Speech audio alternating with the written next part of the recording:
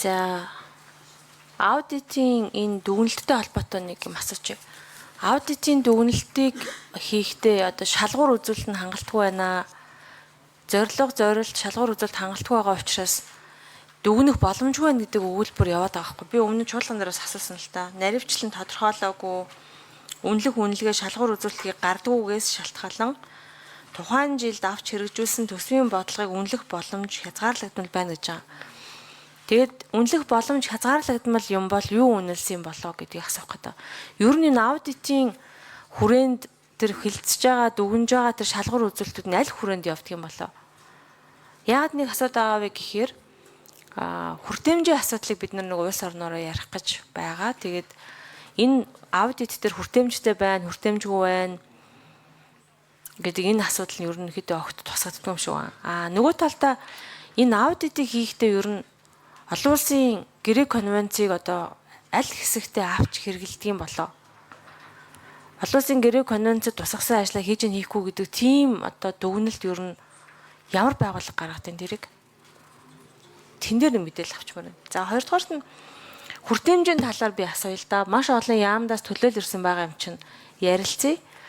Танаа яам энэ гүйцэтгэл дээр энэ ажил дээр ер нь бид хүртээмжийн үнэлгээ хийлгээд яг төлөвлөөд ийм засварыг хийнэ сайжруулна гэсэн ийм ямар ажил тусгагдсан бэ?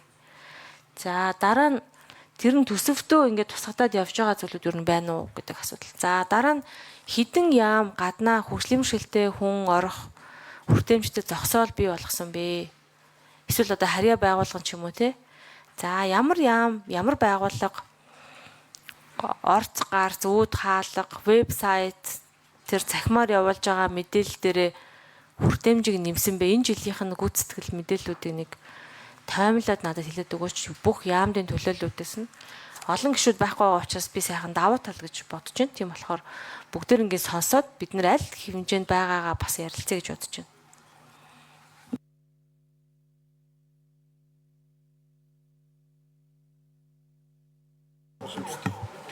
За би бас ажлын хэсгийн бүрэлдэхүүн дээр сангийн яамны төлөөллүүдээс ирсэн төлөөллүүдээс нэмж танилцуулъя. За хулан сангийн дид сайд.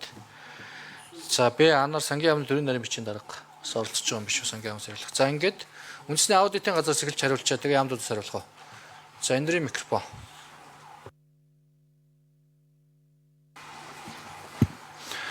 Үндэсний аудитын газар, гүйцэтгэлийн аудитын газрын захирлын хөлт Саранчуулан гишүүний асуултанд хариулъя. За үндэсний аудитын газраас бодлогын хэрэгжилт шалгуур үзүүлэлт тодорхойгүй байна, хэмжих боломжгүй байна гэдэг юм дүгнэлтүүдийг хийж байна. Гэдэг дээр за гүйцэтгэлийн аудитын хувьд бол шалгуур үзүүлэлтээ бодлогын зорилтуудыг хангаж байгаа байдлыг урт тунд болон богино хугацааны жилийн хөгжлийн төлөвлөгөөтэй тухайн төсөл арга хэмжээнүүд хэрхэн уялдаж байгаа юм бэ? За энийг хэмжих хэрэгцсэн гэдгийг одоо ямар шалгуур үзүүлэлтээр хэмжиж байгаа юм бэ? Гол KPI үзүүлэлтүүд нь тухайн салбарынхан тодорхойлж чадсан уу? За энэ үзүүлэлтийнхаа хүрэх түвшинд хүрсэн үү гэдэг байдлаар бол хэмжиж үзэж байгаа. За энийг бол салбар төсвөрөөр нь бид нэр одоо байхгүй байсан учраас энэ жилийн үед бол боловсрол эрүүл мэнд соёлын одоо иргэдийн үйлчлэгээний төв гэх мэтээр бол гол үзүүлэлтүүдийг бол өөрсдөө аудитын явцад судалгааны байгууллагатай хамтран гаргаад үнэлгээг бол хийсэн. Тэгээд цаашдаа бол энэ тухайн тусал арга хэмжээний одоо гүйцэтгэлээр л үнэлээд байгаа хэдэн барилга, хэдэн километр зам ашиглалтанд орсон бэ гэдэг гүйцэтгэлээр үнэлж байгаа. Гэтэл эдгээр тусал арга хэмжээ маань тухайн жилийнхаа богино хугацааны хөгжлийн төлөвлөгөө, тунд хугацааны, урт хугацааныхаа бодлогын зорилтуудыг хүрэх түвшний хэдэн хувийг дэмжиж байгаа юм бэ?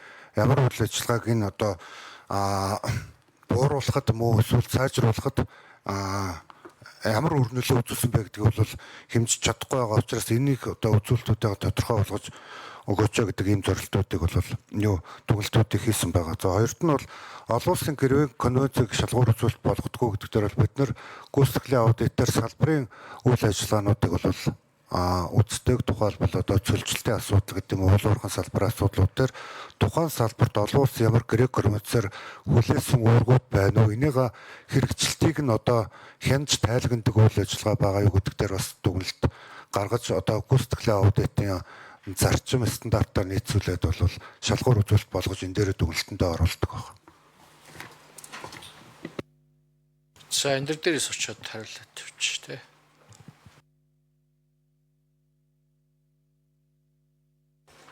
За нэмэлтээр бид нар аудитын газраас 2027 онд сэдвэр хийх бодлогоор буюу сэдвэр аудит хийх сэдвээ батлуулахаар төсвийн байнгын оронд өнөөдөр албан тоо ирүүлсэн. Завсарлахаас өмнө аврын чуулганаар бид нар батлуулалт бэлтгэлээ хангах ёстой. За энэ хүрээнд бол бид нар хүртээмжтэй холбоотой асуудлыг бодлогоор оруулсан. Нэгдүгürt иргэдээс хүсэлт ирсэн, хоёрдугаарт бас зарим одоо байгууллагаас төрийн бас байгууллагаас хүсэлт ирсэн байгаа. Ингээд хөгжлийн бэрхшээлтэй иргэдийн талаар төрөөс өрөмтлөж буй бодлогын хэрэгжилт үр нөлөө сэдвээр бид нар 2027 оны 5 сарын 1-ээс 8 сарын 31-ний хооронд бодлогоор энэ сэдвээр аудит хийж байнгын орон танилцуулъя гэсэн ийм зүйл орсон байгаа. Энийг бас байнгын орон дээр явах үед нэг гişүүд анхаарал дэмжиж өгвөл энэ хийчих юм болцоод байна. Баярлалаа.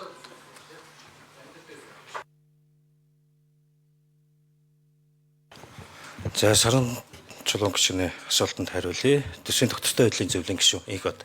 Чуулган дээр та энэ асуудлыг асууж байсан. Өөрөөр хэлбэл манай дүгнэлтэнд гарсан байгаа. Засгийн газраас дараа жилийн төсвийн төслийг боловсруулах мэдээлэлтэй тухайн жилд хэрэгжүүлэх төсвийн бодлого зорилгыг наривчлан тодорхойлж үнэлгээ шалгуур үзүүлэлтүүдийг гаргадаггүйс шалтгаалаад тухайн жилд хэрэгжүүлсэн төсвийн бодлогын үнэлэх боломж хязгаарлагдсан байна гэдэг. Тэгэхээр засгийн газраас 2024 оны 8 сарын 30-ны өдөр улсын их хурлд өргөн мэдүүлсэн төсвийн 2025 оны төсвийн тухай хуулийн төслийн танилцуулгад бол Монгол улсын 2025 оны нэгдсэн төсөнд улсын хөгжлийн төлөвлөгөөд хэрэгжүүлэхэд чиглэгдэнэ гэд танилцуулсан байсан. Мөн төсвийн бодлогын өрөөнд төсвийн алдагдлын үе шатаагаар бууруулж дэлхийн зах зээлд түүх хэдийн үнийн мөчлөгийг сөрөөд нийт эдийн засгийн идэвхжлийн мөчлөгийг тогтворжуулах бодлогыг баримтлана гэж дурдсан байсан. Ер нь бол энэ хөгжлийн бодлого төлөвлөлт болон улсын төсвийн За энэ дээрээс нэмэлтээр хариулъя.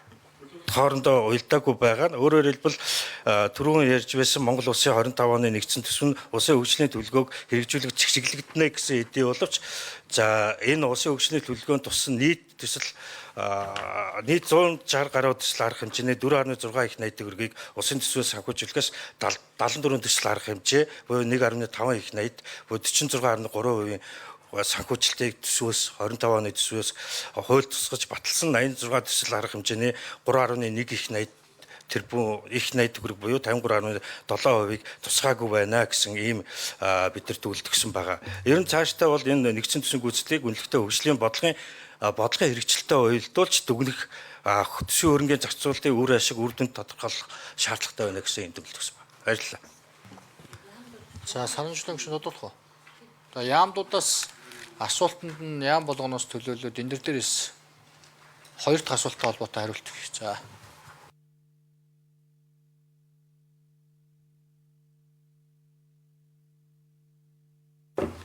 За саран чулуун гишүүний асуултанд хариулъя. Боловсролын яамны төрийн нарийн бичгийн дарга нэм очир. За 2025-аас 26 оны хичээлийн жилд сургуулийн өмнөх боловсролоос эхлээд насан туршийн суралцсан төв дэмжих үйлчлэгээ хүртэлх одоо энэ боловсрол сургалтын байгууллагуудад 0-аас 19 насны 10,407 хүүхэд за сурч төлөвшөж байна.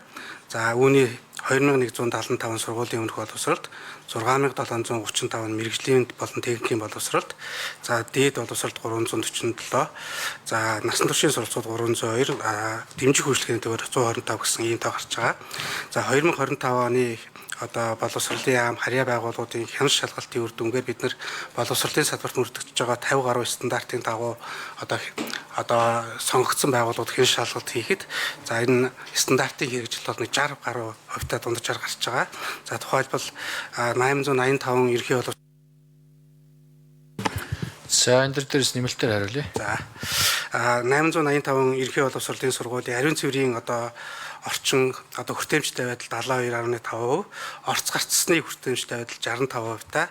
За 304 цэцэрлэгдээр хүүхдийн ялгаатай хэрэгцээг хангах орчин 46% та. За 268 ерхий боловсролын сургууль дээр за эрх хүртээмжтэй байдал 55% та.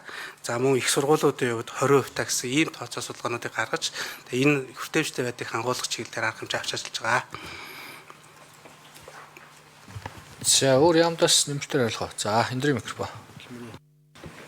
За сарамжлын гүшүүний асуултанд хариулъя. Гэр бүл хөтөлбөрийн нийгмийн хамгааллын яамд аваа жаргал. За манай яамны хувьд бол 2025 оны салбарын бодлогын хэрэгжүүлэлттэй холбоотойгоор хүртээмжийг сайжруулах бодлогыг төвшүүлж ажилласан. За энэ хүрээнд бол 2025 оны жилийн эцсийн байдлаар 96751 хүүхдийг эрүүл мэндийн өрчин сэргийлэх үйлчлэгт хамруулсан. Энэ нь нийт хүүхдүүдийн 7.6% эзэлж байгаа учраас хүртээмжийн хувьд бол эндээ хангалтгүй тоо үзүүлэлтүүдийг гаргаж байгаа нь энэ нь үнэн. За хоёрдугаарт бол хөгжлийн мэргэжилтийн хүний эрхийг хамгаалахтай холбоотой ажлуудыг бол яамдын салбарын хэмжээний барилга байгууламж за боловсрол дэд үтсийн хувьд бол одоо яам бол 72% биелэлттэй одоо хүртээмжийн асуудлуудыг шийдвэрлсэн. За улсын хэмжээний барилга байгууламж, иргэний болон бусад зориулалттай барилга байгууламжийн хүртээмжийн асуудал дээр хөгжлийн мэргэжилтийн хүн зориулсан барилга байгууламжийн хүртээмжийн асуудал дээр бол яам онцгой анхаарч ажиллаж байгаа. Энэ дээр бол ихтэй бид нар одоо шууд За нэмэлт минут өгье. Гүшээгөө. За нийгмийн халамжийн бодлогын хувьд дээр бол хүртээмжийн асуудал бол нэлээд одоо хоцрогдолтой явж байгаа гэдгийг хүлээн зөвшөөрж байгаа. Тэн дээр халамж яг зорилт түлхгийн иргэдтэй хүрж байгаа юу үгүй юу гэдэг асуудал бол эргээд анхаарал татж байгаа. Энэ дээр халамжийн хуулийн шинжилсэний хариулгаар бид нэр нэгдүгээр зорилт түлхгийн иргэдээ зөв тодорхойлох, хоёрдугаар зорилт түлхгийн иргэд рүүгээ яг төр өөрөө халамж авж байгаа иргэд рүүгээ чиглэх үү эсвэл халамж авж байгаа иргэдэд үйлчилж байгаа нийгмийн ажилтнаа чиглэх үү гэдэг энэ эрх зүйн зохицуултыг нь хийхээр ажиллаж байгаа. За тодруулах санамжлаг шүү. За соёлын. За.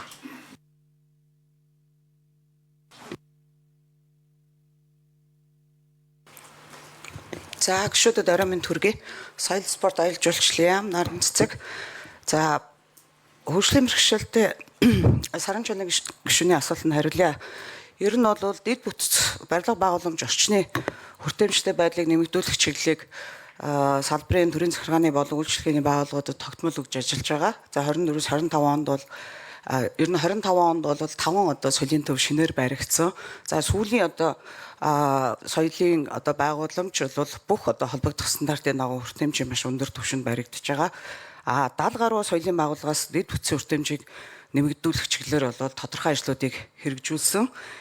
Энэний хүрээнд бол мэдээж одоо гадна дотор орчинд налуу зам хийх, хаалганы одоо босхыг намсгах, хаалга шатны нэмэлт бариул, тактил зам тавих, braille тэмдэглэгээ байршуулах, за мөн одоо хөгжлийн бэрхшээлтэй үйлчлүүлэгчид зориулсан тусгай тэмдэглэгээтэй суудал төлөвлөх театрт жишээ нь гих мэтлэнгээр одоо барилга байгууламжийн орчны хүртээмжийг нэмэгдүүлэх. За гүйцэж хариулъя. За нийтлэг ажлуудыг хийж байгаа. За мөн тэрнээс гадна бид нар энэ дэд бүтцээс гадна одоо мэдээллийн хүртээмжийг нэмэгдүүлэх, за мөн одоо Чингис хаан үндэсний музей, Монголын үндэсний номын сан, улсын хүүхд залуучдын театр гэх мэт одоо сүүлийн үеийн одоо соёл урлагийн барилга байгууламж бол хөгжлийн бэрхшээлтэй хүн, ахмад насны хүүхдэд ээлтэй хүртээмжтэй барилга байгууламжаар ашиглалтанд орж үйлчлэгээ үзүүлж байгаа. Цаашид ирнэ шинээр ашиглалтанд орох одоо барилга байгууламжийн ажлыг бол зураг туслах боловсруулах үе шатнаас нь эхлээд одоо МНС холбогдох стандартуудыг нийцүүлэх шаардлага хяналт тавьж ажиллаж байгаа. Мөн одоо мэдээллийн хүртээмжийг нэмэгдүүлэх чиглэлээр ийм Монголтай хамтраад энэ сургалтыг бас бүх одоо харьяа байгууллагуудын хэмжээнд хийж ийнд мөн одоо энэ WCAG зааварчилгааг одоо нэвтрүүлэх ийм ажлуудыг хийж байгаа. За ном хэвлэл уран бүтээлийн хүртээмжийг нэмэгдүүлэх. За гүйцэж хариулах уу. За. Соёлын тухай хууль болон одоо хөгжлийн бэрхшээлтэй хүний эрхийн тухай хуулийн дагуу холбогдох одоо соёлын үйлчлэгийг хөгжлийн бэрхшээлтэй хүнд хүртээмжтэй болгох ажлуудыг үе шаттай хэрэгжүүлж байгаа. Ер нь бол 24 онд бас мөн одоо энэ соёлын ажилтнуудад зориулсан сургалтуудыг зохион байгуулах.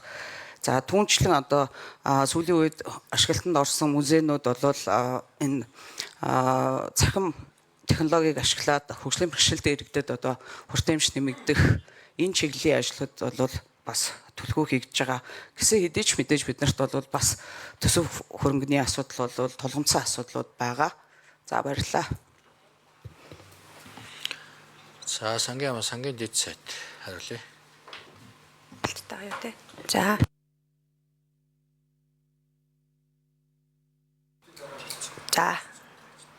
За сангийн дэцээ тулан саранчлон гишүүний асуултанд хариулъя. За хариулахаас өмнө нөгөө нийтлэг байдлаар 2025 онд гарсан тоон үзүүлэлтүүдийг харахад хүртээмж гэдгийг хүүхэд ахмад эхчүүд төгслийн бэрхшээлтэй дөрвөн агуулгаар нь харж байгаа. За энэ утгаараа тэтгэмжид хамрагдсан 2 сая иргэн байна. 1.7 их найт төгрөгийн зарцуулалт тэтгэмжид гарсан байна. За халамжтай болохоор 468 мянган иргэн 559 тэрбум төгрөгийн зарцуулалт бол энэ чиглэлээр гарсан байна. За өмнө дотроо тодруулаад төгслийн бэрхшээлтэй иргэдэд чиглэсэн халамж дээр 123,509 иргэн 231,8 тэрбум төгрөгийн зарцуулалтыг хөдөлмөрийн чадвар алдсан, байнгын асаргаар шаардлагатай иргэн болон асрагч за хөнгөлөлт тусламж байдлаар гарсан байна. За хөрөнгө оруулалттай холбоотой асуудлыг та бас хөндлөө. Тэгэхээр гэр бүл хөдөлмөрийн нийгмийн хамгааллын сайд, боловсролын сайд, за мөн гэр бүл хөдөлмөр зэрэг дээр улсын төсөв болоо одоо гадаадын За гүйцэж хариулъя. гадаадын зээл тусламжийн их усрээр 2025 онд 21 тэрбум төгрөг нэг гүйцэтгэл бол гарсан байна. За 2026 оны батлагдсан төсөв дээр 28.2 тэрбум төгрөг гэж ингэж батлагдсан. За хүртээмжийн асуудлыг одоо төсөвлөлт төлөвлөгөөнөөр яаж тусгах вэ гэхээр ер нь бол хөрөнгө оруулалтын төслүүдийг шинээр төлөвлөхдөө хүртээмжтэй буюу одоо хэрэгцээнд нийцсэн байх шалгуурыг болвол аргачлаар нь бол баталсан. Гэхдээ хэрэгжилт бол төдийлөн бас хангалттай байж чадахгүй байгаа нь одоо барилгын норм дүрмээ түүнийг дагуулan шинжлэхтэй асуудлууд бас тодорхой хэмжээгээр жигдрээгүй байгаатай холбоотой гэж ингэж үзэж байгаа. За нөгөө талаасаа мөн гишүүний санаачилсан одоо саадгүй үйлчлэгээний тухай хуулийн төсөлтэй холбоотойгоор 2027 оны төсвийн саналыг төсвийн ерөнхийлөгчдийн захирагч нараас авахдаа тусгай маягтыг одоо явуулж төсвийн саналд тусгахаар ажиллаж байгаа. Баярлалаа. За эрүүл мэндийн яамс хариулах уу те. Энэний дараа одоо Бэйсэн гишүүний тавьсан нөгөө эрүүл мэндийн салбарын зардал санхүүжилт эмийн үнийн талаар асуулга бол Бачуур сай та нөгөө өөрөө байгаа юу? Одоо нааш дуудлаад одоо энэ төсвийн гүйцэтгэл дээр ч гэсэн хариулт өгөх хэрэгтэй хариулаад явш. За эндрийн микрофоны. За саранчлын гишүүний асуултанд хариулъя. Эрүүл мэндийн яам төрийн нэрийн бичгийн арга эрдэнэ 2.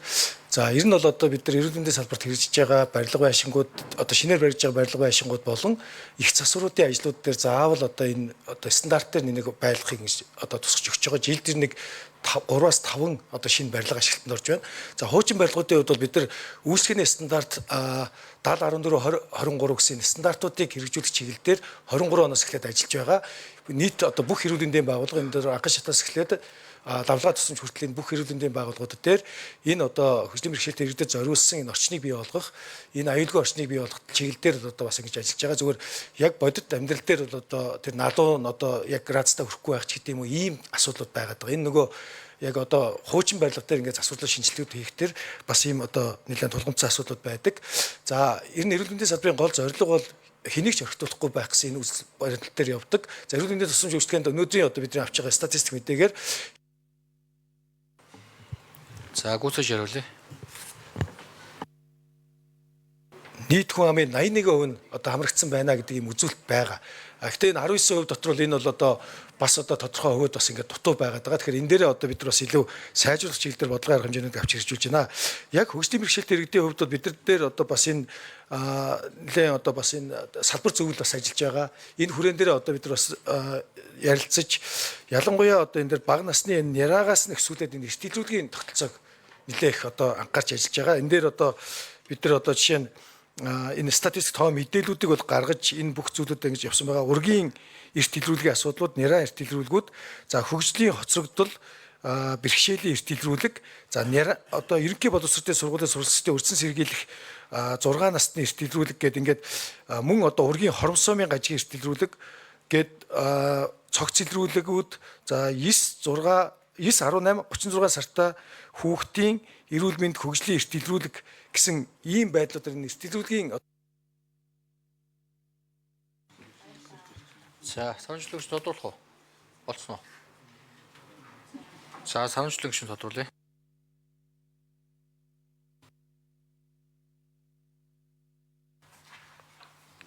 За баярлалаа. Зөндөө удаан хүлээгээд бас ажилтнуудаа танилцуулж бүгдээр яриул бас зүгээр штэ гэж бодоод бас бүгднгээс нь асуулаа. Тэгээд мэдээлэл өгсөнд баярлалаа. Яг хүртээмжийн талаар бид нар нөгөө харилцан өөр ойлголтууд байгаа учраас бид нар төсвийн захирагч нар болон сангийн яамд зориулж зааварчилгаанууд бэлтэж байгаа. Тэгээд нэгдсэн үндэсний байгууллагын хүн амын сангаас дэмжлэг авч агаад төсөв төлөвлөхөд чинь тусалтай тэмдэг ийм аргачлалууд бол яг энэ нь юм а гэдгийг зааж өгөхөр бэлтэж байгаа. Энэ дэр хэдүүлээ бас хамтарч ажиллая. Ер нь хэдүүлээ нэг хүртээмжтэй Монгол гэдэг нэг юмыг яг бодиттой ингээ хэрэгжүүлчихвэл болох гэдэг байгаа байхгүй. Энд тэнд бол юм хийгээд байгаа. Гэхдээ нөгөө нэгдсэн арга зүй хэмжигдэхгүй байгаа учраас одоо болохгүй. Тэгэхээр намар орж ирэхдээ бид нар ингээ зааварчилгаа гаргаад нэгтчих юм бол харахад айгүй ойлгомжтой болоод ингээ явах гэж бодож байна. За би энэ 3 яамны хамтарсан ажил дээр нэг ганц 1 минут авчиж өгөх дараагаа. 1 минут. За нэмэлт 1 минут үгүй. За хүртээмжийг хэрэгжүүлэх болон ер нь хөгжлийн бэрхшээлтэй хүний эрхийг хангахад хамгийн ихний алхам бол засгийн газрын хувьд биш үү хамгийн ихний алхам бол хэнийг хөгжлийн бэрхшээлтэй гэж үзэх юм бэ? Энэ нөгөө хөдөлмөрийн хувь юмын тооцох асуудал байхгүй. Тэрнээр бид нар нөгөө 10 жил ярьсан нөгөө ICF-ийг одоо хөтөлбөрөнд оруулах хэрэгтэй байна. Энэ дээр саяхан 3 яам уулзаж ажилласан байсан. Гэхдээ ICF-тэй холбоотой эсхийг бол би мэдэхгүй. Тэгэхээр би юу санал болох гээд байгаа вэ гэхээр Дэлхийн эрүүл мэндийн байгууллага нэгэнт Монгол хувилбарыг орчуулад нээлт хийхэд бэлэн биднийг хүлээж байгаа. За тэрний дараа нөө би хүн амын сангийн дэмжлэгтэйгээр комиссаа сургая гэж байгаа. Тэгэхээр саяны эрүүл мэндийн төрийн наримчгийн дарган ярьсан ажлуудыг илүү нөгөө 3 яам хамтарч аваад ажил хэрэг болохын тулд бүгдээрээ энэ дэр галс одоо уулзаад энэ ажлыг явуулчих юм бол засгийн газрын мөрийн хөтөлбөрийн дээр ICF-т яг нэвтрүүлэн гэдэг чинь яг жинхнээсээ яг болох боломжтой байхгүй. Тэгэхээр энэ дээр ямар шийдэл байна вэ гэдгийг нэг хариулаад өгөөч. Яг энэ 3 яамны хамтын ажиллагаан дээр. За ажлын хэсгийг харуулах. За эрүүл мэндийн яамнаас. Энэ дээрээс хариулъя. За саранчлаг шинэ асуултанд нэмэлтээр хариулъя. Ер нь 3 яам уулзсан байж байгаа. Дараагийн уулзалтыг эрүүл мэндийн яам дээр зохион байгуулахаар ингэж төлөвлөсөн. За энэ уулзалт бол бид нар ер нь 7 сартаа гэж ингэж төлөвлөсөн явж байгаа. Тэгээд энэ үеэр одоо бас таны саяны ярьж байгаа энэ ICF-ийн юунуудыг одоо ярилцахаар байгаа. Тэгээд энэ дээр тантай бас жич мэдээлүүдээ солилцоод тэгээд энийг ойлгох одоо бид нар бас бодит үйл ажиллагаа болох чиглэлээр одоо бас ажилланаа. Энэ дээр одоо яам хооронд бол бас ойлголцны хувьд бол одоо маш агцтай байгаа гэж хэлэх гэж байна. За сархтын зулбахаар гişүн асуулт асууя.